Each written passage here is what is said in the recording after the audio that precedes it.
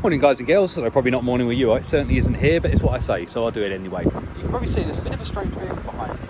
If you're in North London, you may have seen this driving around. Now it's about, I'm going to go back 6 years or so, I think, when I first worked on this vehicle. And it's a very, very cool vehicle. She has another couple of these type of vehicles, but this is definitely her flagship one.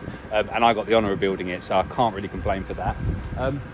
But yeah, let me just wave a little walk around so you can see what vehicle we're talking about. So we've got a 2001 BMW X5. And apart from the wrap, which to be honest, in chrome, has lasted really well, because this is an incredibly hard wrap to do. So let's have a little walk around and see.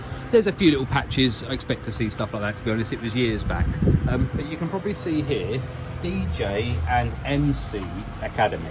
So that may give you a clue about what this vehicle is. So go back, it's got some lovely livery up the side there. And we'll keep going back. And it says DJ on wheels. Corporate events, team building, DJ lessons, community events and festivals.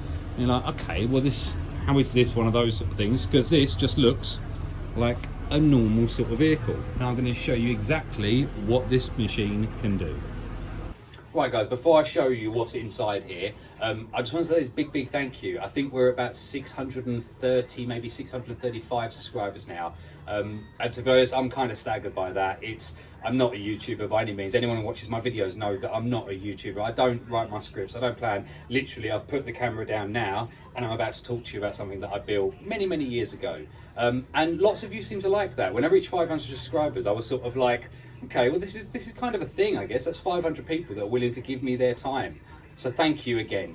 It does mean a lot to me because it just shows appreciation for what you do. I do this through the love of what I do for work, and it's great to see that other people also enjoy seeing this sort of stuff.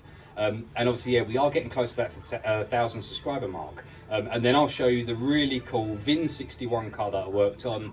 And obviously, I guess as well, when I reach 1,000, I'll be able to press a button on YouTube and start earning money. I don't know how that works. I probably get a couple of pennies, but even that will be great. I'll put that towards, I don't know, a new phone stand, so I don't have to put it on the little 3D printed one that I've got. Right, so obviously, first of all, you'll see that it's got a load of stuff in it. Because there's some speakers, there's something up the top there, for instance. Well, let me get the rest of it open and I'll show you more. So we'll drop that down. I'm going to want some tables and let's put some stuff out on. So I'll slide these ones out. This one is crazy long. You probably won't even get this at the end of the show. So, okay, well, that looks great, Neil, but what the hell sort of thing? What is it? Let me power it up and I'll give you a better idea of what we're looking at. Let's get some nicer colour lighting on it. So as you can see, there's pretty much everything you'd need here to run a little DJ section. Maybe at the side of a marquee that you want to light up some, not light up, well you could light it up with this. Maybe you want to put some sound out, for instance. You want people to have a play with the decks and stuff and they can do their own music mixing. Maybe you're going around to an underprivileged sort of area of London and you want to give kids the opportunity to play around on some professional DJ equipment, because there's a lot of talent out there that just goes to waste because they never get the opportunities for these sort of things. So as you can see, we've got a lot of stuff and that's great. And you're thinking, right, well, we've got the keyboard and the bits and pieces here. Let me just slide that forwards a bit. We've got a little punch pad there. But how are we meant to get to all this stuff? So you'll have to excuse the noise, because when I built this, quiet linear actuators weren't so popular, should we say. They were more about being beefy and big. So we're going to hit the little button on the side there, and you should see this all start to come out. This is basically just to enable someone who is working from there to still be able to reach the punch pads and the deck and everything. Oh, we're live. Have we got anything in music, kids? Right, I better be quiet on that because obviously copyright. Can you believe it? I've already had 2 copyright claims on my music for the small amount of time. And go back through my videos and check. There's 2 of them that I've had a copyright claim on, literally for seconds of audio, which I get the copyright is a thing. And yeah, you shouldn't use someone else's production if you're not willing to credit them or pay them or anything like that. But it's a bit silly. But c'est la vie. So what do you think of this then? So I'll just go around and you can see some of what it is. Now, there's a lot going on in here, to be honest. It's a lot more than it looks. Obviously, right now, the engine is off and all this is powered, and this will be able to be powered for hours and hours. And you'll see in the video of me, when I jump back to the bit where I build it, you'll see the size of the batteries that we had to fit up. So obviously, this is pretty obvious what it's for.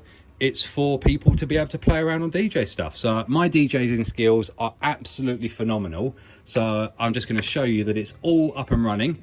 Better get some volume in there. This is how you do a fade. Oh, helps if I play that and if I've got a song selected. Yeah, as you can see, I'm a professional DJ. I'm just going to fade switch for that. And of course, we have sound effects. Anyway, that's enough mucking about because I ain't no DJ. So what we've got going on basically is inside that back down there, I'll show you in a second, we've got 3 PDX amplifier systems that power up Alpine Type Rs down here. And there's also some outputs, which are those little ones down there, if you can see them. And they're for bass bins. They're not with me today, but those would usually be sitting down on the side. And yeah, basically, it's a really nice way of driving around with a mobile DJ booth. Now, we did the Star Cloth many years ago, and when I do the sit-down talk about it, I'll tell you a few things about this Star Cloth that I could have regretted a lot of what I was about to do, because to be honest, I was about to smash my shop up. I do get angry, and I don't get angry at things that are, let's say, nothing. I'm quite methodical when it comes to building stuff, and there was such a silly error, and I'll explain when we get to that next bit how infuriating it was, shall we say. But let's bypass that for the moment so you can just see. So obviously we've got some sliding panel pieces, they all slide. That's not exactly the most amazing thing we've ever built ever, but I'll shut those up so you can see a bit better in here. So running down the side there, we've got 2 40-volt power output with another one of those bass bin connections. We've got 2 40-volt power out on this side with another bass bin connection there. We've also got a wireless mic receiver with a mic mixer, so we can have loads of people singing at the same time. Behind that little panel, which looks like a microphone cutout, that's where we keep all our fuses and relays and other bits and pieces. I won't bore you by looking in there. Very weirdly, there was, I don't know if you can see it up there, there's a camera mounted up in there. Now, before the wrap went on, there used to be a little TV screen here and the same on the other side, and that would actually show you what the DJ's doing. So if you're in a big crowd of people, then obviously they can then watch from here if they can't get a good view about what the DJ's doing back on this section here, for instance. Obviously all multicolour lighting, RGB. It was real fun. It was a pain to build, to be honest, because it's a lot of weight, it's a lot of power, it's a lot of stuff to get in there. I wanted to do this in a van because you'd have so much more real estate to deal with. And the really crazy thing is, if I come around this side, that door doesn't open. From inside, it still has to be a usable X5. So kid goes in the back, still drive to school, all that sort of stuff in there, which is just crazy, really, considering the amount of tech and the amount of toys that we've got in this. So yeah, so the main bulk of this video, I guess, is going to be me back at home, essentially, in my little man cave, and I'll show you the photos of what I did, because like I say, when I built this, I didn't film it, which, sorry guys, I just didn't do it. It wasn't something that I was thinking of doing. Now I've got those back bitting down the bottom there, I'll show you. You can probably see the little square lights down here. These are the PDX amplifiers. The other stuff, the cool stuff, is all underneath. So we've got power inverters down the bottom. We've got, actually no, we've got more than one inverter down the bottom. We've got 2 inverters down underneath the floor panel piece. We've got 2 monster batteries. Each of the batteries weighs, I think, about 60, 70 kilogram.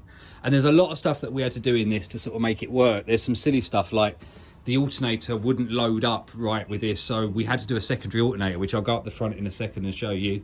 But yeah, it's just a really nice bit. I think it's everything that she wanted and she needed. No one so far has managed to break any of it in all the years. There's a few little rub marks where a few things have started to rub, which, to be honest, is being expected. Initially, the reason we've gone for this sort of like aluminium sort of carpet effect is the Serato itself comes in one of these flight cases, or you can get a flight case for it. And she gave me the flight case and she said, look, we need to have the Serato sitting in this because it would keep it nice and stable and steady and things. And I was like, okay, well, if we're going to have that sort of effect, why don't we extend that across? And that follows down to sort of down under here. There's a little storage bit that you can put microphones and other bits and pieces in here, the drawer bits. And obviously we have to make sure that all the edges are smooth because it is going to be involved with kids and things. There's also lighting down here that lights up so you get a nice glow along the floor to match the glow along there. I guess the only thing that I'd really do if I did it again, which sounds really stupid, is I'd probably just put some lighting down the side here so you can actually see where these sockets are. But the rest of it, I really like the look of it. Let me just shut that down. We got a lovely little sort of engraved emblem for the DJ and MC Academy there. These were fun. So obviously I was thinking about what sort of speakers, and it would have been so simple in theory to build up like fiberglass roof mount pieces, build like a sweeping box system that comes down like that. And to be honest, in the other vehicles they've got, that's exactly how they had it. But I thought, no, you know what, let's play about with this. I had these from a few years prior, these polycarbonate balls, and it was a case of, well, could we not put a speaker in the ball and then mount the ball up and it sort of make it looking a bit floaty sort of thing? And I was thinking, well, if we're going to do the star cloth behind that, as you can see, you get a really nice sort of reflection look with all the lighting. And I reckon when at night, when she's all sort of parked up, I'll turn the lights off in a second after this bit, and you'll see what it looks like all lit up at night. I think they would reflect really nicely on the lighting side of it. Everything else seems to be good as gold. To be honest, it's come in today because we need to change the battery on the vehicle, which just lives right down. Anyone knows an X5 knows that the battery is right down there, and no mechanic is going to have a clue about how to take this apart or how to get it off. It's quite methodical. It's what, 1, 2, 3, 4, 5, 6 main big pieces that I built, weld, box frame, everything together, and they all sort of fit in. And this, to be honest, is solid as you can shake the vehicle with it. It's never given them any issue. This bottom bit was a bit of fun just to try and get everything in here. Obviously the X5 does have its original sort of tail drop down bit, and it just seemed to make sense for it. But then that led to the decision, if we're standing this far back, I can't reach this stuff. So then we had to have that stuff coming forwards linear wise. So the whole sort of system sort of fell into place once we knew essentially what vehicle we were going to be working on for start with. And as I showed you before, and just a second ago in the video, the rest of it inside, I was very limited on how far that back wall there, that is the vertical back wall of the whole build. So all the batteries, all the amplifiers, all the processing, all the power supplies, all of the lighting effects, everything has to be contained in just this boot area build. And I hope you appreciate the pictures when I show you them, what sort of, how close some of the stuff can be to fit in it sort of thing. We also, obviously, to power up those big mega batteries that I just spoke about, had to do another alternator, which I think I'm repeating myself. I'll show you that in a second. Right, and this is up the front end, and you should be able to spot it. Obviously, we've got the original alternator running down there, and then we've got another. This one runs at about 90 amps. So in theory, that will give it enough when it's driving around to recharge those really heavy batteries. And a special thank you to Boo Boo, who you've seen in the Toyota Supra build, my brother-in-law, because he helped me out with a lot of this stuff, because to be honest, I was at the back concentrating on everything back there, and I needed someone who could just come in and just build this up for me. And obviously it's got some silly things. We've got like adjustable link bar there to keep the tension on the belt and all the sort of stuff. So he's done a really nice job with that. Obviously we've got a main fuse to protect it running through, and obviously that then goes right through to the back for the battery side of it. So that's everything up the front end. Obviously I don't know if we had to delete this airbox or not, whether they did that. I can't remember on that bit. But yeah, all runs really good up here, and she's never really had any issues with the power. So thank you again, Boo Boo, for doing that bit of it. Right, let's jump to the back and I'll show you what it looks like all in the dark. As you can see, how cool does all that look? Gives you a really nice glow out on the floor. All the rest of it looking absolutely spot on. Just zoom out a bit. Yeah, you can imagine the sort of attention this attracts. If you pull up somewhere and you just see an X5 all with the nice sort of satin black finish at the back here, and then you open the boot up and it's got all this living inside it, yeah, you're going to get attention no matter what you do. And obviously, yeah, I'll link in the description for the actual company for the has this, and they've got another 2 of them. But yeah, that's that side of it. Right, let me jump back into daylight so I can see what I'm doing. And obviously you do get the option, if you don't want to use that bottom section of it, you can just keep it enclosed, and she can just have a play by herself on here. Whoever wants to muck about with the mixers and things, they can do that. Obviously there's loads of inputs and outputs. We've got all, as you imagine, Serato's fully equipped for everything that we need. Right, let me jump back to the bit where I built it, and I can show you the rest of the video. Right guys, so you see eventually what it ends up like, but this is how it came to me. Now, she said she found the perfect vehicle, and I was thinking totally different, obviously, regards to maybe vans and stuff like that. We had a chat about that stuff, like I said earlier. But no, what she meant by perfect vehicle is that the back of this one is absolutely buggered. And obviously, because we're going to be changing it all, it doesn't matter, she doesn't need to fix it. The lower trim piece is missing, as you can see. There's a paint stain, there's all sorts of stuff going on with this one. So it was a case of like, right, well, yes, we are going to be changing it all, so let's see what we can do. And there are a lot of photos here, guys, and they're just pictures, so I'm just going to skim through them, because I could spend an hour a day. You know how much I like my waffle, so I could spend a long time explaining every little bit of every little thing of them, but I'm not going to, because it'll be boring. So I've already seen the fact that this video has been on about 15 minutes already so far, so longer than I thought. So as we go through, obviously, it's a case of just strip everything down. Let's get everything out of the way and keep the essentials of what the car needs. So you can see that bulbous bit at the bottom in the middle, that's to do with the air suspension stuff. Then you've got the battery and the stereo below that.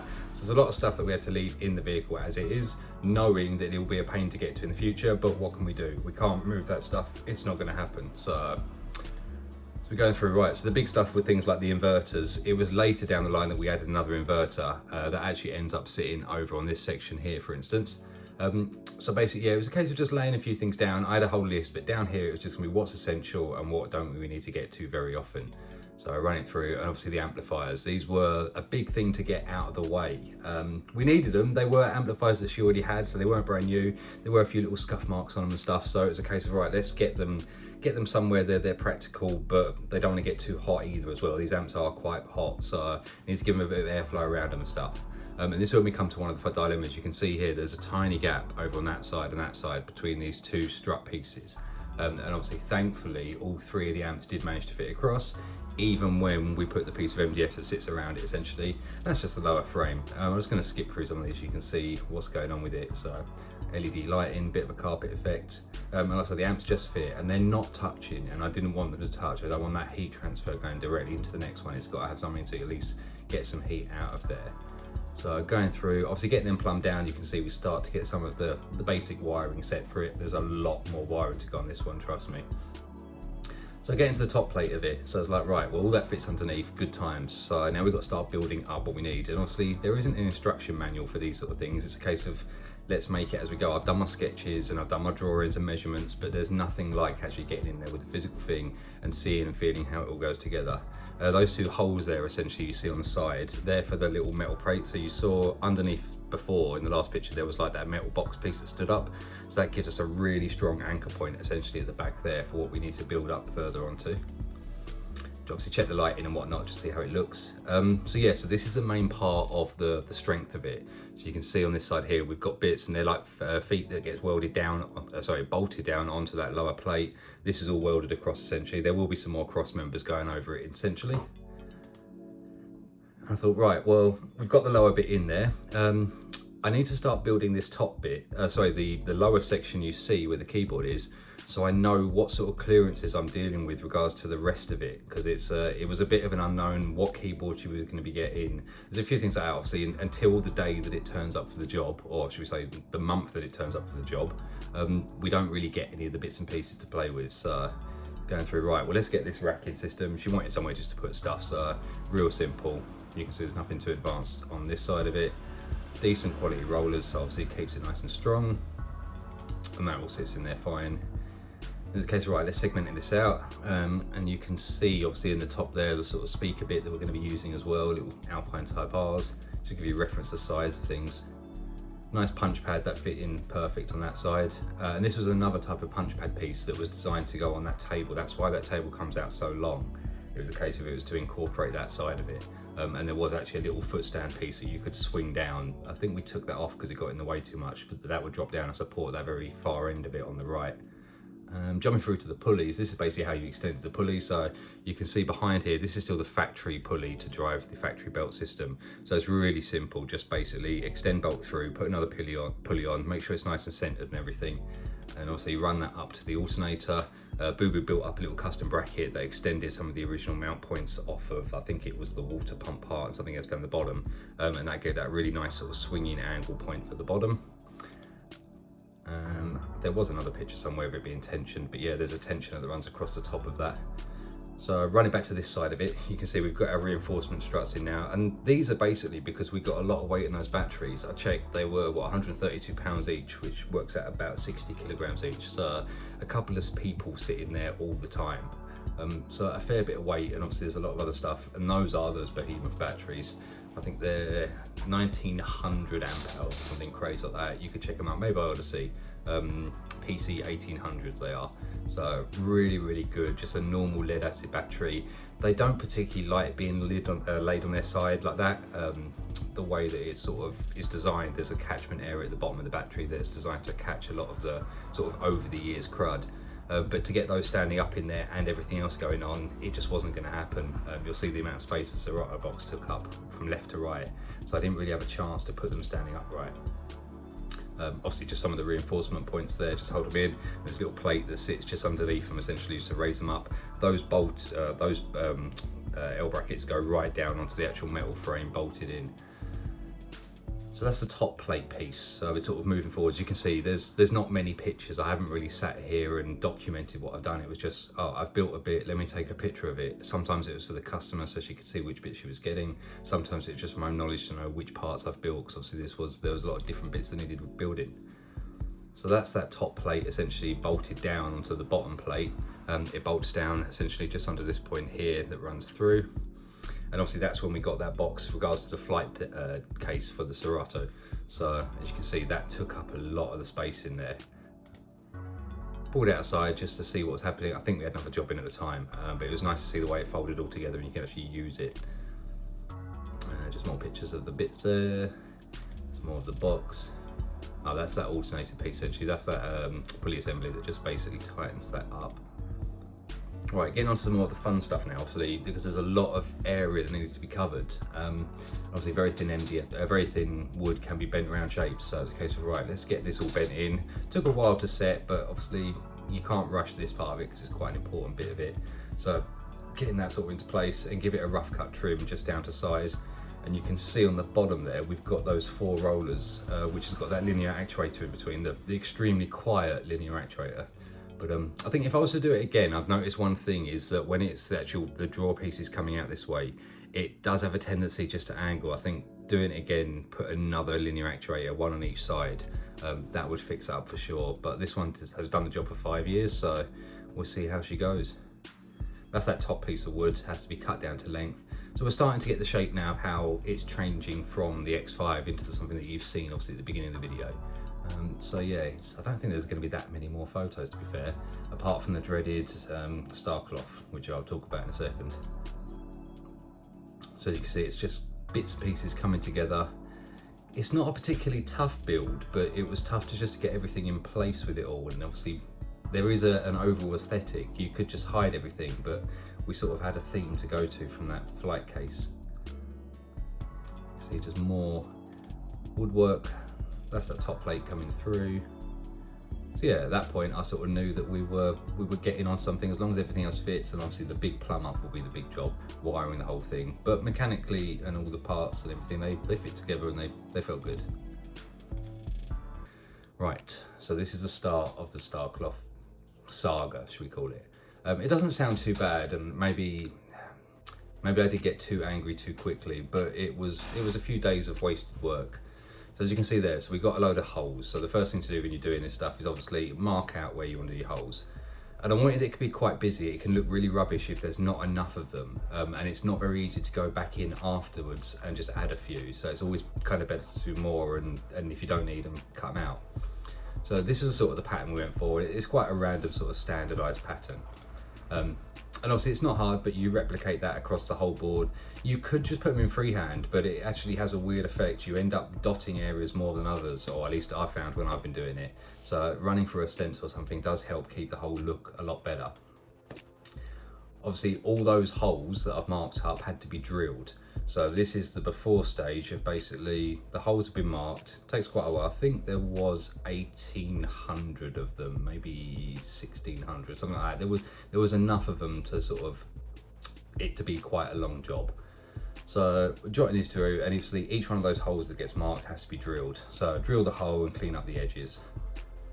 And obviously then it's a case of, right, I'm happy with that. and we start threading everything. So this essentially is just fibre optic cable, very thin, and you just thread it through the holes and you leave a slack on the inside, and obviously you kind of plait it together and sort of don't give it too many kink angles. You want everything to sort of flow quite naturally for the light to get through it.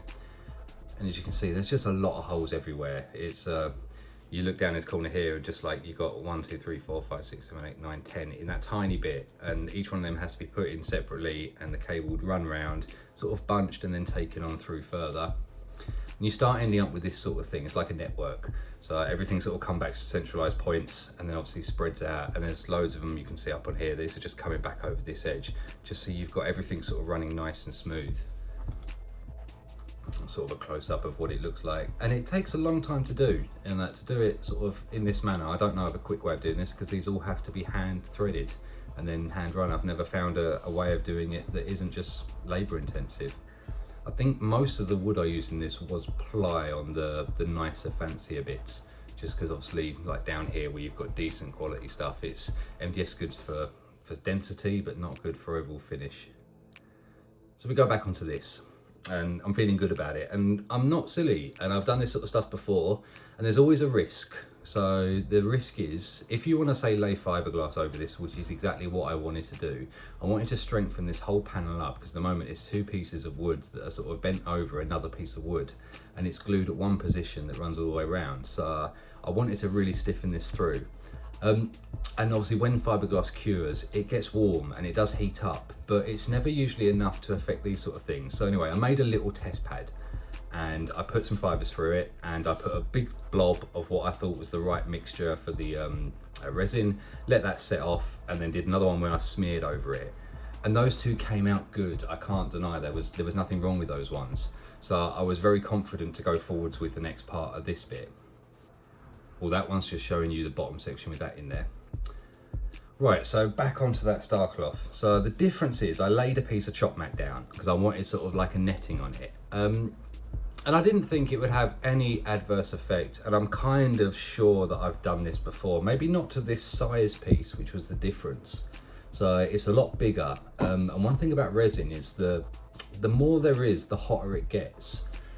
So anyway, it was a case of, right, let's get the chop mat on it and let's cover it with resin. And to be honest, I don't think I was in the mood to take any photos. If I go to the next picture I have, it's in and it's done. But trust me, the stage in between was the case of, I let it all set, I waited a couple of hours, came back to it, shone the torch through it, and nothing happened. There was no lights or anything. And I was like, what's going on? Is it blocked or something? So I get a brighter torch, and bearing in mind I'd had probably 3 days of making this little bit, jumping on, doing 100 at a time, jumping off, coming back, doing another 100 threads at a time, getting this bit done. You can't let this bit take the whole time of it. There's a lot of other stuff to build in the actual vehicle. And I was going balmy. I was sort of like, well, where the hell is the light? So anyway, I start unwrapping some of the fibre optics, and the fibre optics are fine. There's no kink in them, there's no blockage.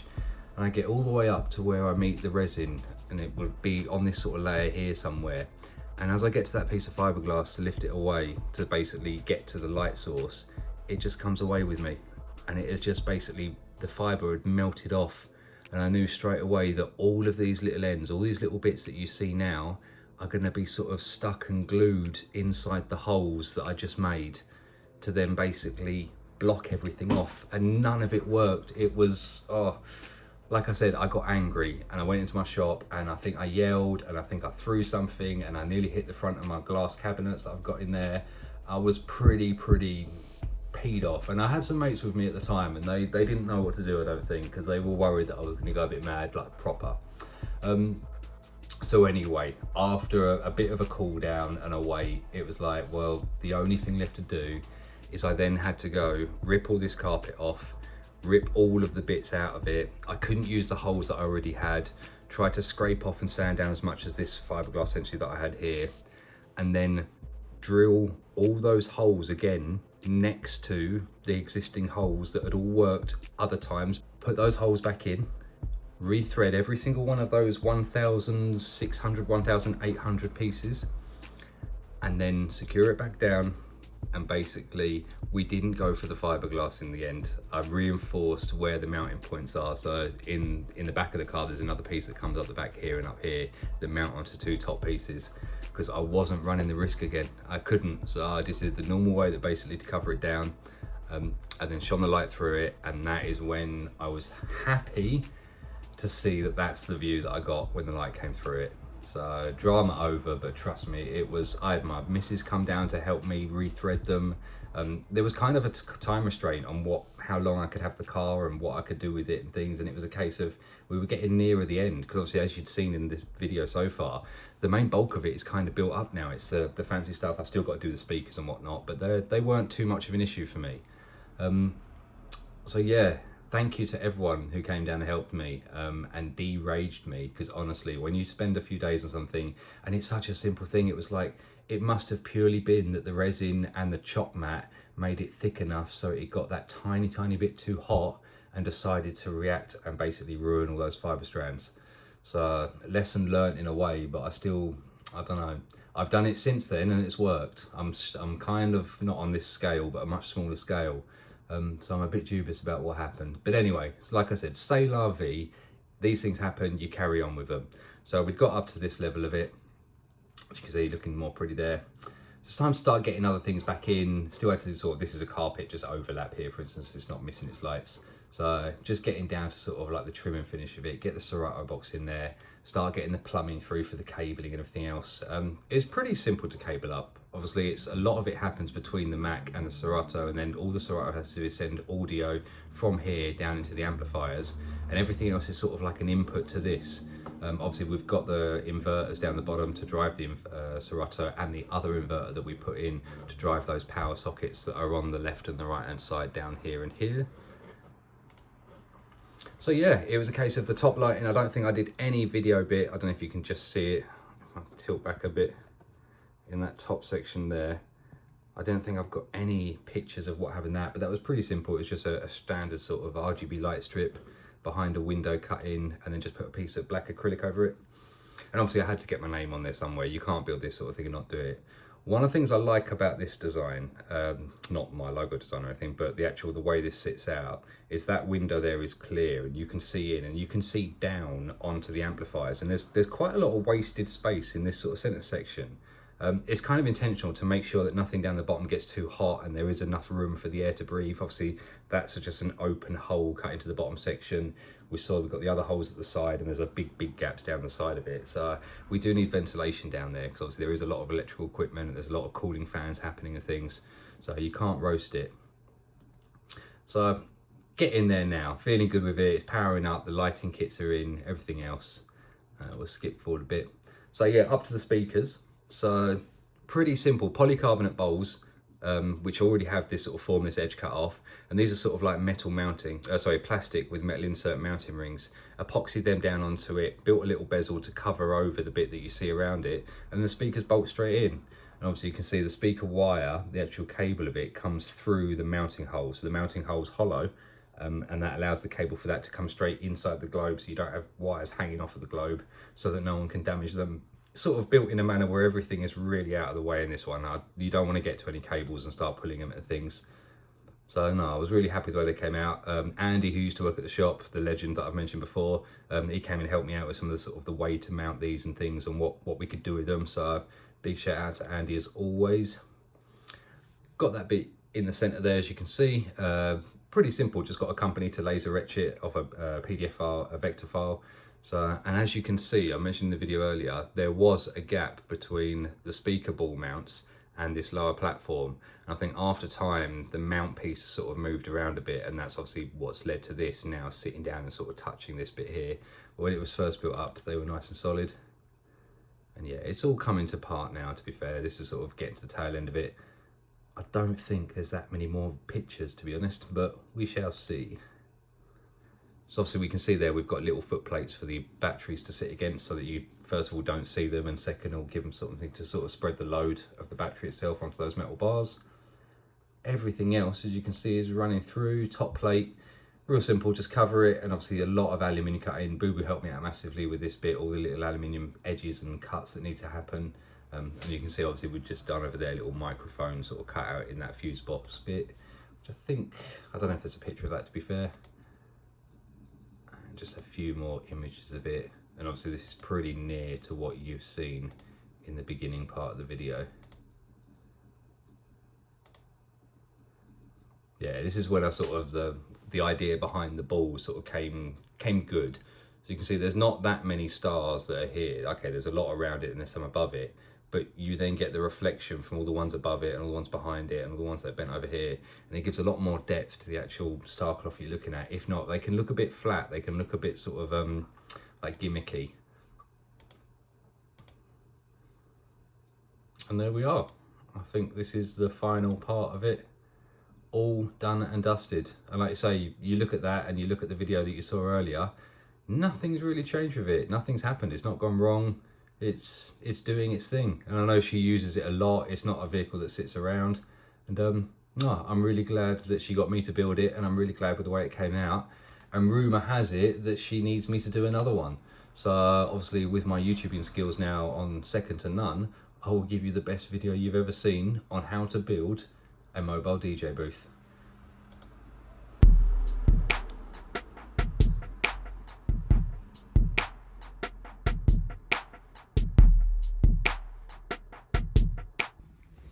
I hope you enjoyed that, guys. It certainly was a fun one for me, and it was from years back. We won't call it story time with Neil because I don't think I'm going to do that stuff, but it's a little tale of what I built a few years back. I hope you all really liked it. There's a few other cars coming up, actually. You'll see some good stuff coming up soon.